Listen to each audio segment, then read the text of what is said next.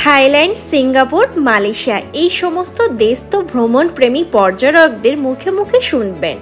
ইন্দোনেশিয়ার ছোট্ট একটা দ্বীপই হলো নুসা পেনিদা, যা ভ্রমণপ্রেমীদের মনে অলরেডি জায়গাই করে নিয়েছে। যারা বালি যাবার কথা ভাবছো তারা কিভাবে যাবে, কোথায় ঘুরবে, কি কি দেখবে সেই সমস্ত তথ্য নিয়েই আজকের এই ভিডিও। তো বেশি কথা না বলে আজকের এই ভিডিওটা শুরু করা যাক আমাদের বালির দ্বিতীয় পর্ব। Good morning. আজকে 30 জুন আর এখন আমরা কুটাতেই আছি। কুটা থেকে সবাই বেরিয়েছি, আমাদের সকাল উঠতে একটু দেরি হয়ে গেছে। আমরা এখন যাচ্ছি সানুর পোর্টের উদ্দেশ্যে। সেখান থেকে আমরা ফেরি ধরে চলে যাব নুসা পেনিদা। আজকে আমাদের একদম নতুন ট্রিপ শুরু হচ্ছে। কালকে অনেক রাত করে আমরা ঢুকেছি, তো আজকে থেকেই অ্যাকচুয়ালি বলা যায় যে কথা বলতে বলতে সানুর পোর্ট পৌঁছেই গেলাম। আচ্ছা, বলাই হয়নি তো, আমরা ইন্ডিয়া থাকাকালীন গুগল থেকে অনেকগুলো নাম্বারের সাথে যোগাযোগ করেছিলাম, যেটা রিজনেবল মনে হয়েছিল তাকেই আমরা বুক করে নিয়েছিলাম এই ট্যুরটার জন্য। কুটা থেকে পোর্ট পর্যন্ত এবং ফেরি থেকে নুসা পেনিদার সমস্ত সাইট সিন এবং এন্ট্রি ফি ও তার সাথে সমস্ত লাঞ্চের এই ট্যুরের মধ্যে ইনক্লুডেড ছিল এবং এই পুরো ট্যুরের প্যাকেজটাই পড়েছিল ইন্দোনেশিয়ান কারেন্সিতে 33 লক্ষের টাকার মতন। এই তো কথা বলতে বলতে আমরা ফেরিতেও বসে পড়লাম। ফেরিটা একেবারে নর্মালি ছিল, কোনো রকম এসির ব্যবস্থা ছিল না। ফেরি ছাড়ার সময় হয়ে গেল। কুটাকে বিদায় জানিয়ে নুসা পেনিদার উদ্দেশ্যে রওনা হলাম। এটা যেহেতু ফার্স্ট বোট ধরেছিলাম, তাই এই বোটটা ছাড়লো সকাল 8:30টাতে। নুসা পেনিদাতে পৌঁছাতে সময় লাগবে 40 মিনিট। এই তো 40 মিনিটের অপেক্ষায় অবসান ঘটিয়ে আমরা অবশেষে নুসা পেনিদার মাটি স্পর্শ করলাম।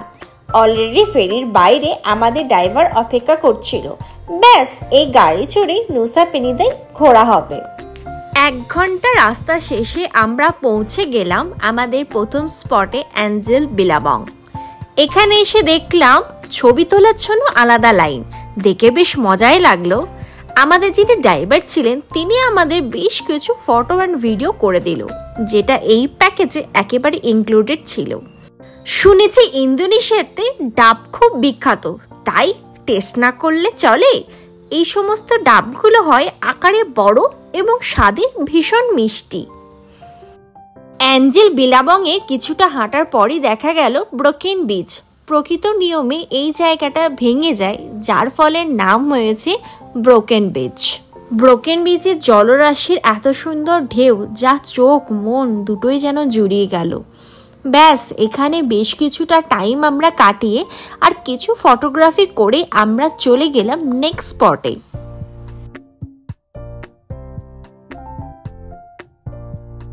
ব্রোকেন বিচ থেকে বেশ কিছুটা সময় দূরত্বে আমরা পৌঁছে গেলাম আমাদের নেক্সট স্পটে। বলুন তো, এটা কোন সি বিচে রয়েছে এখন? থাক আর বেশিক্ষণ অপেক্ষা করতে হবে না, কারণ আমরা ইন্টারনেটে যখনই বালি সার্চ করি তখন যেই সি বিচটা সঙ্গে সঙ্গে আসে সেই কেলিঙ্কিন বিচে এখন আমরা রয়েছি। বালিনিজদের মতে এই বিচটা অনেকটা ডাইনোসরের মুখের মতন, আবার কেউ বলে ঠিক কড়ি আঙুলের মতন, সেই জন্য এই বিচের নাম হয়েছে কেলিঙ্কিন বিচ। কেলিঙ্কিন বিচের সৌন্দর্য বিবরণ করতে গিয়ে নিজের ভাষায় হারিয়ে ফেলছি। কথায় বলতে গেলে আমি মুগ্ধ, যার থেকে চোখ ফেরানো যায় না।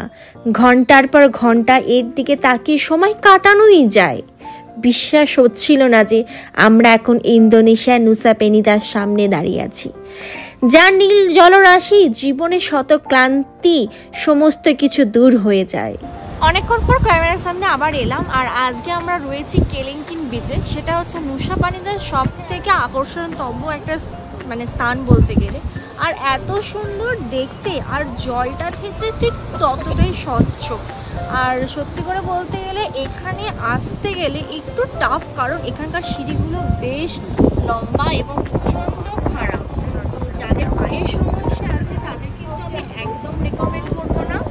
আর কেউ যদি নিচে যেতে চায় যাই তাহলে কিন্তু অনেকক্ষণ ধরে যেতে হবে। আর যথারীতি যদি তোমরা কেউ নিচে নামতে চাও, মানে কেলিঙ্কির বিচে যদি নামতে চাও, তাহলে অনেক সকাল সকাল কেলিঙ্কির বিচে যারা নামতে চাইছো তাদের উদ্দেশ্যে একটা কথাই বলি, সকাল সকাল আসো এবং পর্যাপ্ত পরিমাণে খাবার ও সাথে জল নিয়ে নিও, তাহলে আর কোনো অসুবিধাই হবে না। এখানে বেশ কিছুক্ষণ ফটোগ্রাফি এন্ড ভিডিওগ্রাফি করার পর বেশ খিদেও পেয়েছিল, সেই জন্য এবার সরাসরি চলে গেলাম লাঞ্চে।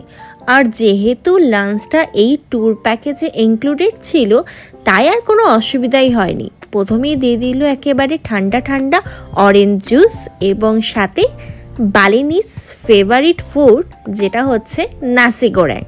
এখানে নাসি গোরেংয়ে একটা ফ্রাইড রাইস দেয়, তার সাথে একটা ডিম পোচ, আর এখানে একটা চিকেনের একটা শিক কাবাব মতন এখানে দিয়েছিল, আর তার সাথে বেশ কয়েকটা পাঁপড় এবং স্যালাড সার্ভ করা হয়েছিল। লাঞ্চটা শেষ করে গাড়ি নিয়ে আবার বেরিয়ে পড়লাম আজকের দিনের লাস্ট স্পটে। এই তো কথা বলতে বলতে আমরা পৌঁছে গেলাম ক্রিস্টাল ক্লিয়ার বিচে। এই যে এখন ঠিক সূর্য ডোবার সময় হয়েছে, পরন্ত বিকেলে সূর্যের যে একটা মাখো মাখো যে আলো, সেটা ঠিক সমুদ্রের ওপর এসে পড়ছে, আর যেন সমুদ্রের রংটা ঝিলমিল করে উঠছে, কি সুন্দর লাগছে। ভেবেছিলাম এখানে একটু সমুদ্রে নামবো, কিন্তু সেই সুযোগটা আর হলোই না, কারণ যেহেতু অনেক সকালবেলায় আমরা হোটেল থেকে বেরিয়েছিলাম, তাই বড্ড টায়ার্ড লাগছিল। তাই এখান থেকে গাড়ি নিয়ে সোজা চলে যাই নুসা পেনিদার আমাদের আজকের হোটেলে। তো চলো হোটেলের রুম ট্যুরটা তোমাদেরকে দেখিয়ে দিই। নুসা পেনিদায় লো টু হাই বাজেট ক্যাটাগরির অনেক রুমই কিন্তু পাওয়া যায়, আর এই হোটেল রুমটা আমরা বুক করে নিয়েছিলাম আগোডা থেকে। এই পুরো রুমটাই ছিল একটা কাঠের কটেজ, এবং বেডটাকে এত সুন্দরভাবে ডেকোরেশন করেছে যা বলাই বাহুল্য। এক কথায় বলতে গেলে এই রুমটা দেখে তো আমার মনটা দিল তো গার্ডেন গার্ডেন হয়ে গেল।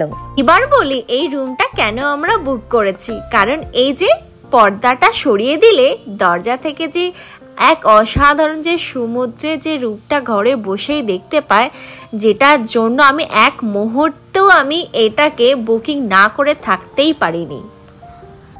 নুসা পেনিদায় এই রিসর্টটা তোমাদের কেমন লাগলো অবশ্যই কিন্তু আমাকে কমেন্ট করে জানাও। ভারত মহাসাগরের এই অপূর্ব রূপ দেখতে দেখতে আজকের এই ভিডিওটা এখানেই শেষ করলাম।